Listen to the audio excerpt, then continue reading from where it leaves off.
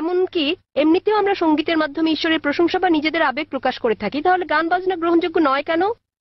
আপনি যদি ভেবে দেখেন, এটা আপনাকে দূরে নিয়ে যায় আল্লাহ সুবহানাহু ওয়া তাআলার জিকির থেকে, সর্বশক্তিমানকে স্মরণ করা থেকে।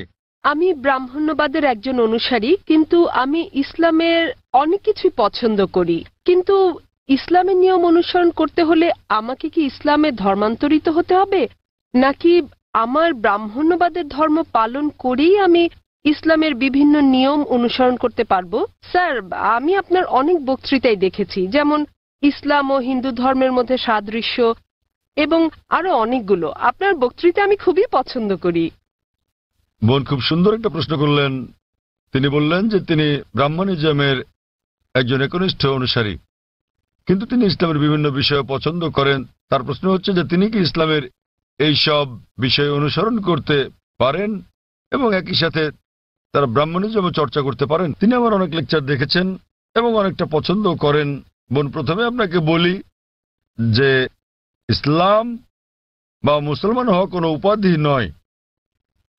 ইসলাম আবিধানিকভাবে বোঝায় শান্তি, যা পাওয়া যায় নিজেকে আল্লাহর কাছে সমর্পণ করে।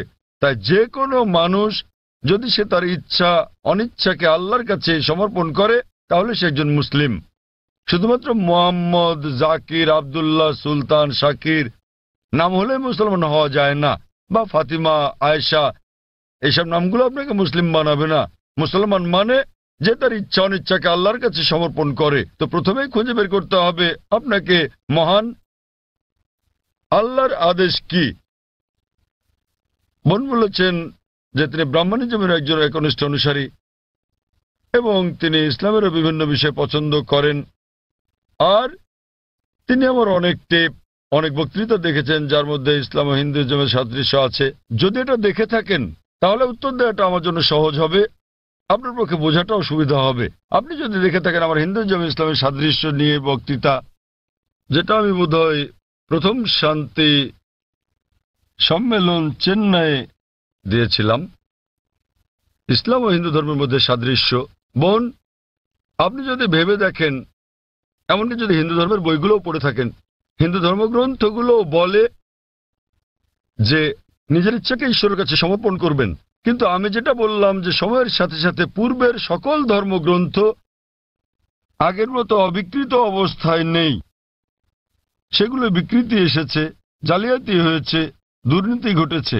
বেশিরভাগ পণ্ডিতগণই এই ধর্মগুলোর বিষয়ে, হোক সেটা হিন্দুইজম অথবা হোক খ্রিস্টানিজম অথবা ইহুদি ধর্ম, তারা একমত যে তাদের ধর্মগ্রন্থগুলো অবিকৃত রূপে সংরক্ষিত নেই। আর আপনি যদি আমার বক্তৃতা শুনে থাকেন, আমি শুরুতে যা বলেছিলাম, মহাভারত একটা গল্প যা অর্জুনের পিতামহ কর্তৃক বর্ণিত। এতে আছে ৮,০০০ শ্লোক। এরপর সময়ের সাথে সাথে পরিবর্তিত হতে হতে এতে চলে এলো ২৪,০০০ শ্লোক। এখন এর মধ্যে আছে ১,০০,০০০ বেশি শ্লোক। এটি কার কথা? মহাভারতের পণ্ডিতগণের। তো সময়ের সাথে সাথে সেগুলোতে হস্তক্ষেপ হয়েছে, তথ্য বিকৃতি ঘটেছে, কিন্তু তা সত্ত্বেও এরকম পরিবর্তনের পরও সবগুলো ধর্মগ্রন্থেই সর্বশক্তিমান ঈশ্বরের বাণী অবশিষ্ট রয়েছে। এবং আপনি যদি আমার বক্তৃতা শুনে থাকেন, সকল ধর্মের মূল কথা হচ্ছে সর্বশক্তিমান ঈশ্বর একজনই। তার কোনো মূর্তি নেই, তার কোনো ছবি নেই। সবগুলো ধর্মই বলে থাকে ঈশ্বর একজনই। আপনি হয়তো শুনেছেন আমার লেকচারে আমি বলেছিলাম বিভিন্ন জায়গায়, যেমন ছান্দোক্য উপনিষদে অধ্যায় নম্বর ৬ অনুচ্ছেদ নম্বর ২ শ্লোক ১, মহান ঈশ্বর এক, অদ্বিতীয়।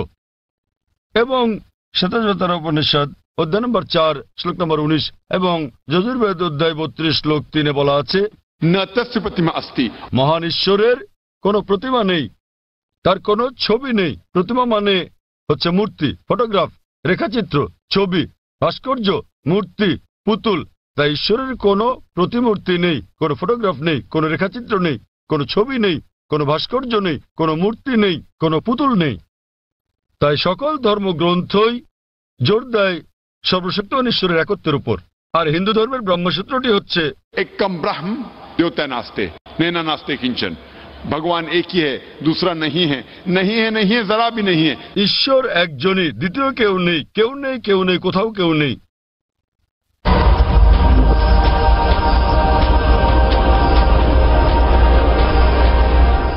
এবার আসি মূল প্রশ্নে, যা হলো একজন কট্টর ব্রাহ্মণ হয়েও আপনি ইসলামের শিক্ষা অনুসরণ করতে পারবেন কিনা। বোন, একজন সাধারণ ব্রাহ্মণের পক্ষে মুসলিম হওয়ার চেষ্টা করাটা কঠিন, কিন্তু যদি কঠোর ব্রাহ্মণ হয়ে থাকেন, বেদকে কঠোরভাবে মেনে চলেন, তাহলে আপনার ইচ্ছা অনিচ্ছা ঈশ্বরের কাছে সমর্পণ করতেই হবে।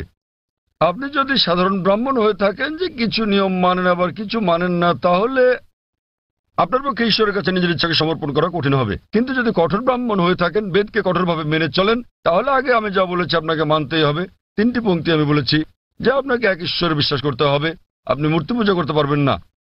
আপনাকে বিশ্বাস করতে হবে যে ঈশ্বর এক, তার কোনো প্রতিচ্ছবি নেই, কোনো ফটোগ্রাফ নেই, কোনো মূর্তি নেই। এবং যদি আপনার ধর্মগ্রন্থগুলো পড়ে থাকেন, সেগুলোতে সর্বশেষ এবং চূড়ান্ত নবী মুহাম্মদ সাল্লাল্লাহু সাল্লামের আগমনের কথা উল্লেখ করা হয়েছে। আর আপনি যদি আমার বক্তৃতা ইসলাম ও হিন্দু ধর্মের মধ্যে সাদৃশ্য আর হিন্দু ধর্মে মোহাম্মদ সাল্লাল্লাহু সাল্লাম এই দুটো দেখে থাকেন, আমি বিস্তারিত আলোচনা করেছি যে নবী মোহাম্মদ সাল্লাল্লাহু সাল্লামের কথা আপনাদের ধর্মগ্রন্থে আছে। তাই যদি আপনি খারাপ ব্রাহ্মণ হয়ে থাকেন, তাহলে আপনার এটা বিশ্বাস না করার কোনো সুযোগ নেই যে ঈশ্বর এক, তার কোনো চিত্র নেই, কোনো মূর্তি নেই। এবং আপনাকে এটা বিশ্বাস করতে হবে যে মহান ঈশ্বরের সর্বশেষ দূত, সর্বশেষ বার্তাবাহক কল্কি অবতার হচ্ছেন নবী মুহাম্মদ সাল্লাল্লাহু সাল্লাম। কিন্তু যখন আপনার ধর্মগ্রন্থ বলে যে আপনাকে কল্কি অবতার চূড়ান্ত দূতকে অনুসরণ করতে হবে, তো যখন আপনি এই দূত নবী মুহাম্মদ সাল্লাল্লাহু আলাইহি ওয়াসাল্লামের বাণীগুলো পড়বেন, তখন আপনি দেখবেন যে এই কথাগুলো আপনার ধর্মগ্রন্থগুলোতে যা লেখা আছে তার সাথে মিলে যাচ্ছে। আবার একই সাথে দেখবেন এটা আপনার ধর্মগ্রন্থের অনেক কথার বিরুদ্ধে যাচ্ছে। তো এখন আমরা মনে করি যে কোরআন সর্বশক্তিমান আল্লাহর শেষ ও চূড়ান্ত নির্দেশনা, যা নাজিল করা হয়েছিল সর্বশেষ ও চূড়ান্ত নবী মুহাম্মদ সাল্লাল্লাহু আলাইহি সাল্লামের উপরে। এই কোরআন হলো ফোরকান, এটা হলো ন্যায় এবং অন্যায়ের পার্থক্যকারী। তাই কোরআনের সাথে যা যা মিলে যায়, সেটা যদি বাইবেলে উল্লেখ থাকে অথবা থাকে বেদে অথবা মহাভারতে অথবা রামায়ণে, নিশ্চিতভাবে আপনি ধরে নিতে পারেন যে তা হয়েছে সর্বশক্তিমান ঈশ্বরের ইচ্ছা ও আদেশ অনুসারেই। যদি সেটা বিরুদ্ধে যায়, আপনাকে মানতে হবে যে এটা হচ্ছে সর্বশক্তিমান ঈশ্বরের ইচ্ছা ও আদেশের বিপরীত। তাই আপনি যদি একনিষ্ঠ ব্রাহ্মণ হন, ব্রাহ্মণিজম চর্চা করে থাকেন, আপনাকে এক ঈশ্বরে বিশ্বাস করতে হবে, মূর্তি পূজার বিরোধিতা করতে হবে।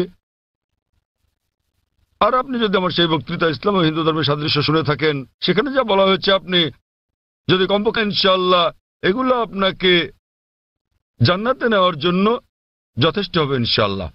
তাই আপনি যদি আমার বক্তৃতা ইসলাম ও হিন্দু ধর্মের মধ্যে সাদৃশ্য শুনে থাকেন, সর্বশক্তিমান ঈশ্বরের একত্ববাদ সম্বন্ধে, নবী মুহাম্মদ সাল্লাল্লাহু আলাইহি সাল্লাম সম্বন্ধে, কিভাবে সালাত আদায় করা যায়, মদ খাওয়া যাবে না, শুকরের মাংস খাওয়া যাবে না, যা কোরআনের সাথে সাথে আপনাদের ধর্মগ্রন্থ বলা আছে,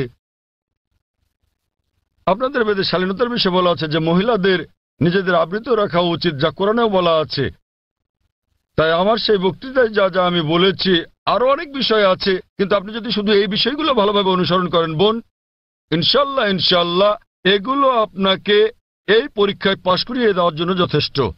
আপনি চাইলে আরো অনেক কিছু অনুসরণ করতে পারেন, কিন্তু কমপক্ষে এই বিষয়গুলো, এই প্রধান বিষয়গুলো যা আমি উল্লেখ করেছি, কিন্তু আপনার ধর্মগ্রন্থে যা বিতর্কিত, আপনার তা অনুসরণ করা উচিত নয়। কারণ আপনাদের পণ্ডিতগণই বলেন যে এটা সময়ের আবর্তনে পরিবর্তিত হয়ে গেছে। আমাদের বুঝতে হবে যে এই বিষয়গুলো হচ্ছে তথ্য বিকৃতি, হস্তক্ষেপিত, সত্যের অতিরঞ্জন। তাই মিলগুলো শুধু অনুসরণ করেন, ইনশাল্লাহ ইনশাল্লাহ আপনি একজন ভালো ব্রাহ্মণ হতে পারবেন।